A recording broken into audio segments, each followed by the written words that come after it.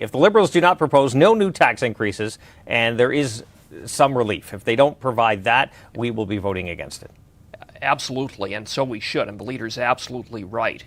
During this cost of living crisis, the last thing Canadians need is another Liberal tax hike. What they need is tax cuts. And in addition to that, this government has got to get its spending under control. Spending has increased by a massive amount. The size of government has increased by a staggering 35% in just the past few years.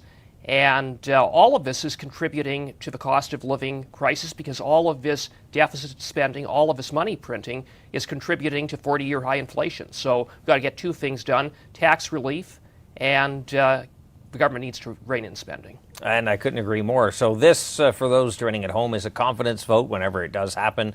The budget is, of course, all eyes are on the NDP, what they decide to do, because if they vote against and the Bloc votes against with the Conservatives, we could trigger an election. But from what I'm seeing, the NDP has been pretty silent on what they're going to do. Who knows what the NDP is going to do, but everything they've done up until now is back up this Prime Minister. And, they've really sold out their principles. For what, I don't know, because it's not just a matter of backing the Prime Minister up on certain policy issues. We saw it on foreign interference, where multiple times the NDP went to help shield, for example, Katie Telford, which I know we're going to get into shortly. Absolutely. But, so we'll see what the NDP does, but whatever they do, I have very little confidence they'll make the right decision. Well, it just seems that the government's talking about one new program after another, special carve-outs for certain groups, which we're interested in seeing the details. But again, at the end of the day, government is the one that's causing the inflation crisis we're seeing right now. Absolutely. Okay, let's talk about foreign interference in our election. Since our last conversation, the Liberal MP in question is no longer part of the Liberal Party. He resigned and is now sitting as an independent. Since then, that same individual has filed some lawsuits against Global News and others, claiming wrongdoing, and amongst other things. And so that's the latest development. But also, what's happening on your side? Oh, and David Johnston, the special rapporteur, is or has resigned from the Trudeau Foundation, which he was a director. So that's kind of the latest up to date since the last conversation. But you were just at the Procedure and House Affairs Committee with some updates in yours. You're doing some work along with our colleagues to help figure out this whole situation.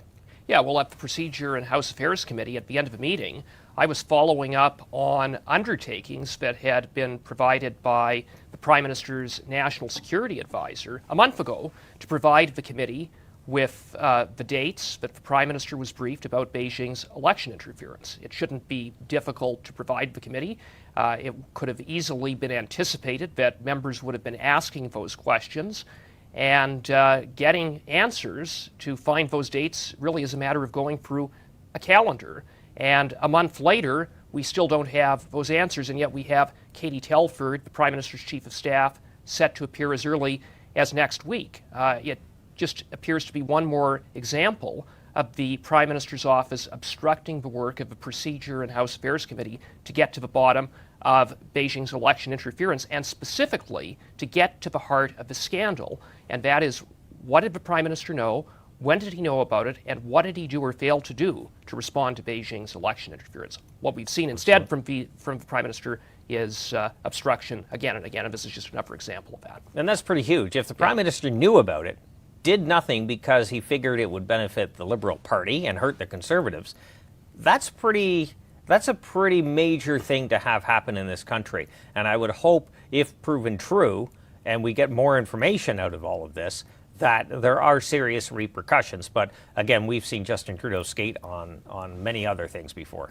Based upon the limited documents that the committee has received, and based upon the review by credible journalists of CSIS and other security and intelligence documents, we know that the Prime Minister was aware of Beijing's election interference, and we also know that he kept Canadians in the dark about it. The only reason we're learning about this interference is because of at least one CSIS whistleblower and the work of journalists. Otherwise, Canadians would still be left in the dark about this interference. So that's a failing on the part of the Prime Minister right there. because the advice that CSIS has provided the Prime Minister is that when it comes to foreign interference, the policy of the government should be one of sunlight and transparency. To make foreign interference known, the Prime Minister didn't do that. He did the opposite of that. And he needs to be held accountable on that basis. Oh, absolutely, 100%. Now, do you think the Liberals are, well, obviously purposely delaying the information you need to properly question Katie Telford when she comes before committee? I suspect so. Why haven't they provided the responses that had been offered by the Prime Minister's National Security Advisor a month ago? And it's not just with respect to that undertaking. It is also with respect to producing relevant documents to the committee.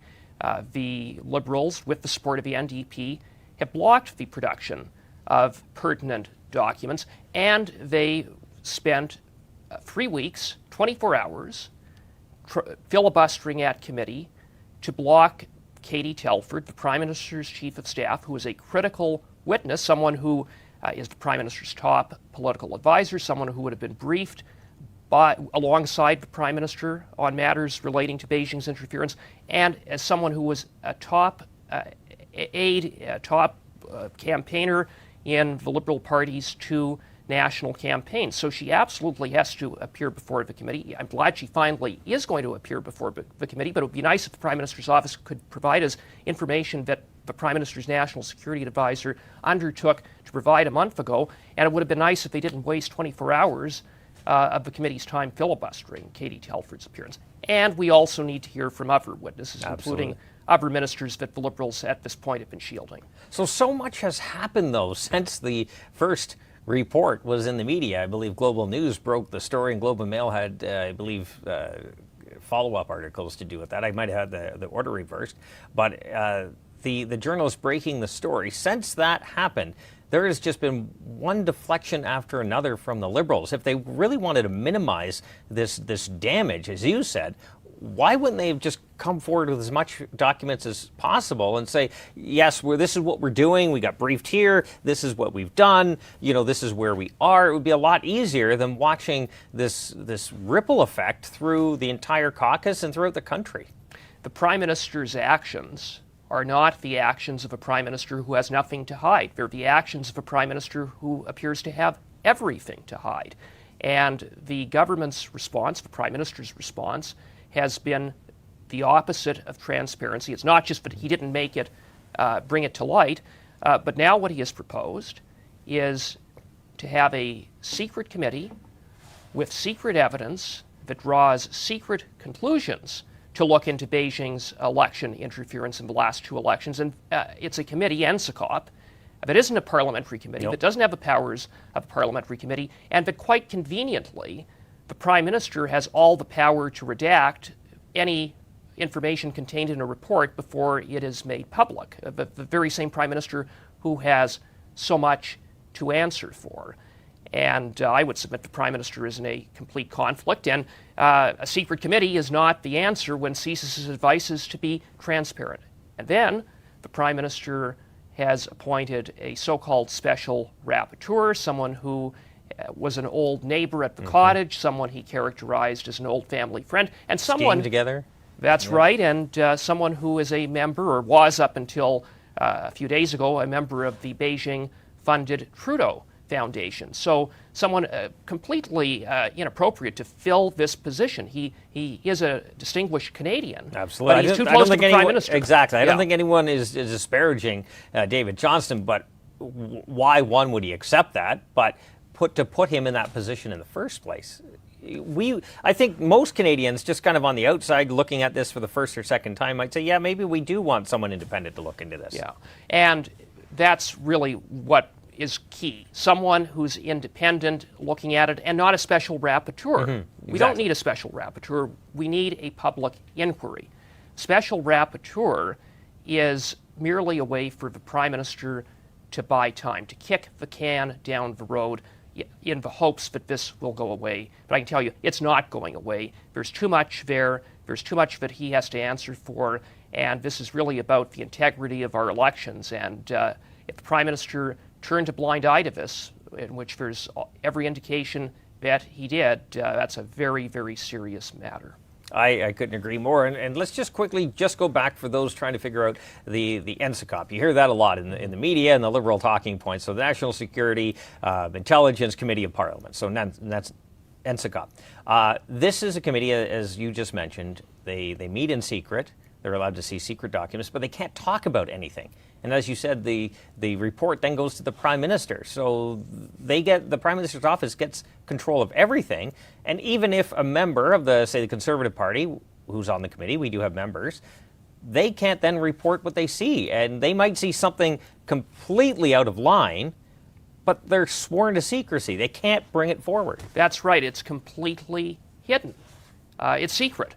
And the Prime Minister has control of all of the levers. In short, the Prime Minister has a veto over what gets made known to the Canadian public. And given, again, all of the questions that this Prime Minister has to answer for, it's unacceptable, it's not appropriate, and that's why we need two things, just to stress. We need the Procedure and House Affairs Committee to continue to hold hearings, to call witnesses in a public forum, and have those hearings take place now, and bring in key witnesses, not just Katie Telford, but other ministers, unimpeded, without obstruction.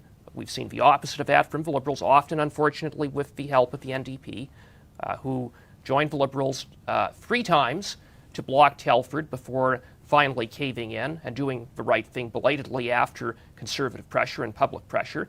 And we need a public inquiry. So we need both of those things to take place. And at this point, the Prime Minister's obstructing PROC and has refused a public inquiry, and meanwhile has kicked the can down the road with a special rapporteur who has at least a perceived conflict, if not an outright conflict, and has tried to bury it at a secret committee. So really, is there any reason to have confidence in what the Prime Minister is? I would say no. Yeah. But at the same time, while this is going on, things quickly disappear from the headlines, right? Something else pops up. So this, as you said, you push it down, you maybe have people forget about it or forget how serious it is, and probably maybe gets dealt with, probably not. Right. And that is absolutely incredible. Like the House of Commons, committee's a numbers game. The NDP, you mentioned them. You need your help to start to really push the Liberals and get that information. How have they been on committee to work with? I know you said they blocked a few things. Are you getting any change in their attitude? There's been a little bit of progress, but they're very difficult to predict at the end of the day. They're part of this coalition. They're propping up the Prime Minister. And what they had demonstrated was that they were willing for a month to block Katie Telford, and they used an absurd argument to say that this is a staffer. Well, this is not just any staffer.